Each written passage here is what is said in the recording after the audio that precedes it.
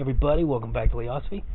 This is the second in the occult series, and it's going to be a very specific topic. Usually I'll cover one or two things, but I thought this was an important one, and it was just the way things happened to fall. It was something fresh in my mind, because I was overhearing someone discuss occultism. And one of the things they brought up, because in the previous video I mentioned the secret vision board stuff, and by the way, this had nothing to do with my conversation. This was something I heard someone else talk about. But they were talking about how they strongly dislike that kind of, your attitude affecting the world, sending out positive vibrations, and getting things that you want as a result, because... And I can't get out of my head now. It's all I can think about. Because there's no sacrifice. And what occult system doesn't make use of sacrifice? And the more I thought about it, I can't think of any instance outside of all the New Agey stuff. The New Agey stuff, it's like, you can get something for nothing. But in every pre-existing, in every ancient system, sacrifice is paramount to obtaining anything, not to turn it into like some sort of Fullmetal Alchemist fan fiction, but to obtain something of equal value must be given up, or however that went, the equivalent exchange thing. There's some validity to that, and one of the most obvious examples that we can see is in ancient religions. Most religions, there are tiers to them. There's the entry level, which is just the basic concepts. This god does this god does that. Light these candles, etc. And then you've got mysticism, which is more about reuniting with any godhead, which I've got whole videos on that, so maybe I'll link them afterwards. I don't know if I can do that on BitChute. Anyway, and then lastly, you have the more occult side of things, and a big portion of that is devoted to garnering the attention of the divine. And how do we garner the attention of the divine? How do we get the blessings of that powerful thing beyond the veil of our materialist world? By giving something up. And sacrifices, especially, in the more ancient world, blood sacrifices were a very known and iconic, it's something that weighs heavy over history, simply because it's simultaneously mortifying when we consider sacrifices, particularly of humans, particularly on mass scales, but at the same time it's something that we find a huge commonality with human cultures, and there's a reason for that, and that is that sacrifice of anything is going to get the attention of something. Whether that's a good or a bad thing, that becomes a lot more debatable, and that's a whole other topic. But I do find it interesting that so much of, getting a lot of glare, so much of modern, especially New Age views on how to get things from what most New Agey people, they use very neutral language to avoid offending anyone, the universe or something like that.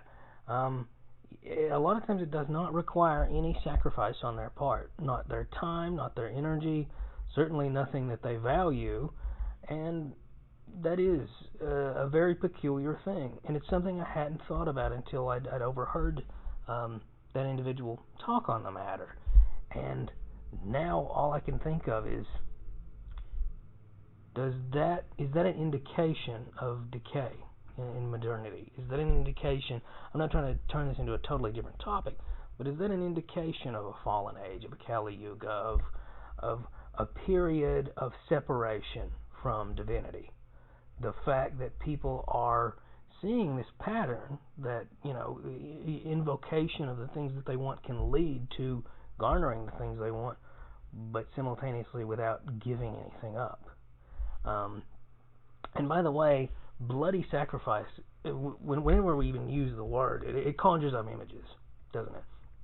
Like Mayans pulling hearts out, or oxen in Greece having their throats cut. You know, even again in Abrahamic belief structures, you know, God was not pleased with Cain's offering of fruits and vegetables. He wanted blood, which that's a whole other video too. But really, that's not usually the case. Most sacrifices actually are not bloody. All you have to do to understand that is go to a Buddhist temple, a Chinese restaurant, a Hindu ashram, or generally anywhere where pagan structure is still present, a Shinto shrine. Usually when you see these sacrifices, and these are very ancient systems, this isn't New Age, this isn't hippy-dippy, this isn't some modern interpretation. If you see these, you'll notice one really common thing, and that is people are sacrificing not animals or people. They're sacrificing things that they hold valuable, but it's more about putting attention on that thing. Fruits and vegetables being common. In fact, in Hinduism and in Buddhism, sacrificing an animal is a really great way to insult divinity. It's a great way to, well, Buddhism divinity gets a little more complicated than calling it divinity, but it's a great way to do something that's going to trigger negative influences and negative karma. It's not something that most places do. I think there's one village in India that actually makes offerings of meat and alcohol.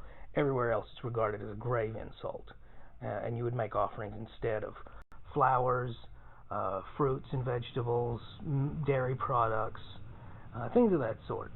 And even then, at the end, you know, because, you know, turns out the gods don't actually eat oranges, then you eat it. So, you know, it's an interesting thing, because at one end it appears to be sacrifice, but on the other end you're still getting it. And the reason for this is because it's not about losing something. It's not about loss. It's actually about attention.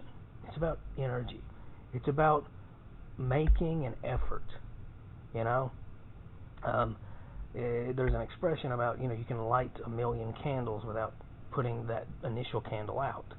And likewise, you know, there are lots of things that we can give people that they need we don't lose anything. You know, if you have ever given someone attention or listened to their problems, you didn't lose anything. But they gain something. Well, similar, that's sort of how the divine works. It's more about devotion than loss. You know, you can cut your finger off and expect to win the lottery, but really you're just cutting your finger off. But on the flip side, if you devote something to forces that you have come to understand that are more powerful than you, that's a whole other matter. And just incidentally, it's funny, you know, sacrifice is such a dark word, but I would argue that there is no greater sacrifice than love. And when I say that, I know that sounds really after school special, guys, but honestly, devotion to a divine force, genuine, don't care what comes next. This isn't about me. This isn't about my own gain. This is about the love I have for that force. That tends to be the absolute strongest sacrifice that can be accepted, and it tends to garner the most attention from those forces. That's my opinion. You can like that or dislike it. You know, I know a lot of people want to conjure up the image of slitting a goat's throat, but generally speaking, it's more about the willingness to give up something and the inherent, all-encompassing desire to please, to showcase your love, your loyalty, your devotion, your almost familial tie to something that generally can't be expressed just through words and iconography. So that's all I got for sacrifice.